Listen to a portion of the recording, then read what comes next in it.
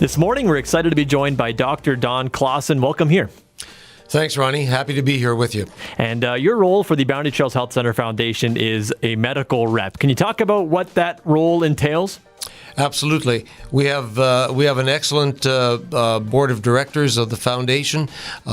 Sometimes they need a little additional medical advice when it comes to looking in particular at equipment, and one of the medical staff has been designated to be that medical representative to the board, and I've been happy to do it for the past decade or so. It's a great board to work with, and I'm happy to be part of it. For sure. And so you kind of help them make decisions when it comes to equipment purchases. Can you talk about the history of the Boundary Trails Health Center Foundation and these pieces of equipment that have been donated? Many times we get a request from various parts of the hospital, various departments of the hospital, through the facility director for equipment that is not coming available through the regular Manitoba Health channels. Understandably, because they have more requests than they can fund, and the foundation likes to look at those requests and pick in particular requests that make patient care better, that make patient care that make looking after patients a little more comfortable for those patients. And so we've had a number of pieces of equipment in the last few years. One a couple of years ago was a point-of-care ultrasound machine that's in the emergency department that would not otherwise have been funded immediately. So we've been able to use it for the past 2 years, and it serves a very useful purpose. That's just one example. There have been a number of other examples.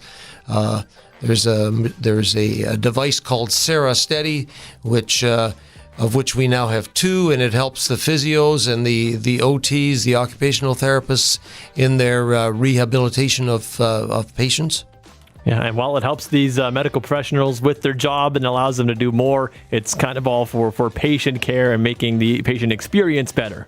Absolutely, and that's what we try to do. We try and fund those things that will do exactly as you said.